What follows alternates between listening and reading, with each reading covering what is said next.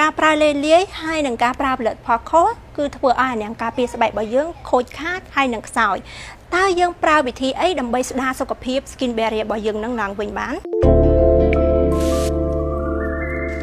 ផលិតផលដ៏សំខាន់ត្រូវមានគឺការថែស្បែកមូលដ្ឋានគ្រឹះគឺផលិតផលសម្អាតមុខបែប gentle បំផុត low pH ដែលលាងសម្អាតបានល្អដែលអត់ធ្វើឲ្យស្បែកមុខរបស់យើងស្ងួតខ្លាំងទេដូចជាប្រភេទ Tolerant Extremely Gentle Cleanser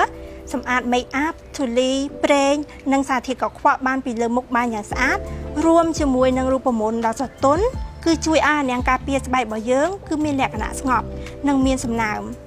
ដោយសារតែក្នុងនេះគឺមានសារធាតុផ្សំមកពីធម្មជាតិរហូតដល់ 99% វិធីប្រើគឺ1ទៅ2ដងក្នុងមួយថ្ងៃដោយចាក់ជែលនៅលើបាតដៃរួចហើយយើងលាបនៅលើផ្ទៃមុខម៉ាស្សាថ្នមៗឲ្យសព្វហើយយកសម្លៃជូតសម្អាតចេញដោយមិនបាច់លាងទឹកចេញក៏បានដែរផលិតផលបន្ទាប់គឺ spray ទឹកតាក់ម៉ាស់អវ៉ែនដែលជាប្រភេទ spray ទឹកដែលអ្នកទាំងអស់គ្នាអាចបាញ់បានទាំងមុខនិងដងខ្លួនបាញ់បានតាមតម្រូវការហើយអ្នកទាំងអស់គ្នាក៏អាចបាញ់ធ្វើជាម៉ាស់សម្រាប់ស្អំមុខក្នុងពេល10ទៅ15នាទីនៅពេលដែលស្បែកយើងឡើងជាងាយប្រតិកម្មដើម្បីជួយកាត់បន្ថយសភាពរោអាលៀកក៏ហមផ្សានៃស្បែកផងដែរផលិតផលមួយទៀតគឺ Sikafat Repairing Protective Cream អ្នកទាំងអស់គ្នាអាចប្រើវាអមជាមួយនឹងក្រែមផ្ដល់សំណើមបន្ថែមក៏បានឬប្រើតែឯងក៏បានដែរផលិតផលនេះគឺមានសមត្ថភាពខ្ពស់ក្នុងការបន្ថយសភាពក្រហមរោផ្សាអាលៀកនៃស្បែក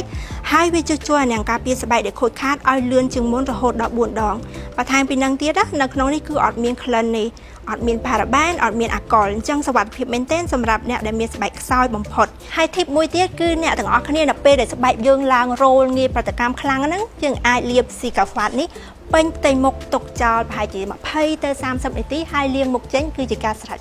ហើយចំពោះក្រែមផ្ដល់សំណើមគឺអ្នកទាំងអស់គ្នាគួរតែជ្រើសរើសក្រែមផ្ដល់សំណើមដែលមានសមត្ថភាពក្នុងការជួយអានាំងការពារស្បែកដូចជា Avène Tolerant Control Soothing Skin Recovery Cream មួយនេះដែលស័ក្តិសមសម្រាប់គ្រប់ប្រភេទស្បែកជាគ្រីមផ្ដល់សំណើមសម្រាប់ស្បែកដែលងាយប្រតិកម្មខាមស្បែកក្នុងរយៈពេលត្រឹមតែ30វិនាទីប៉ុណ្ណោះហើយជាមួយនឹង 98% នៃសារធាតុផ្សំគឺចម្រាញ់ចេញពីធម្មជាតិអាចប្រើបានទាំងព្រឹកហើយនិងទាំងយប់ជាមួយនឹងបច្ចេកវិទ្យា Sterile Cosmetic ដ៏ទំនើបគឺអត់ប្រើប្រាស់សារធាតុ preservative ទេហើយការវេចខ្ចប់យ៉ាងពិសេសនេះគឺរក្សាអនាម័យ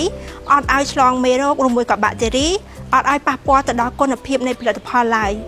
វារក្សាជាតិទឹកនៃស្បែករបស់យើងរហូតដល់24ម៉ោងដោយអត់ធ្វើឲ្យយើងស្ទះរុនរោមទេហើយផលិតផលដែលចាំបាច់ត្រូវតែមានហ្នឹងគឺក្រែមការពារកម្ដៅថ្ងៃពួកអីស្បែកដល់ពេលដែលឡើងងាយប្រតិកម្មគឺងាយឡើងរោក្រហមដោយសារតែកម្មស្មីព្រះអាទិត្យអញ្ចឹងក្រែមការពារកម្ដៅថ្ងៃដែលអ្នកទាំងអស់គ្នាជ្រើសរើសគួរតែជ្រើសរើសប្រភេទដែលអាចការពារបានទាំង UVA និង UVB បានខ្ពស់ហើយសំខាន់គឺជ្រើសរើសប្រភេទ fragrance free គឺសម្រាប់ស្បែកដែលងាយប្រតិកម្មហើយយើងអាចបន្ថែមការការពារតាមរយៈការពាក់មួកពាក់ម៉ាស់ពាក់វ៉ែនតានិងបាំងឆ័ត្រជាដើម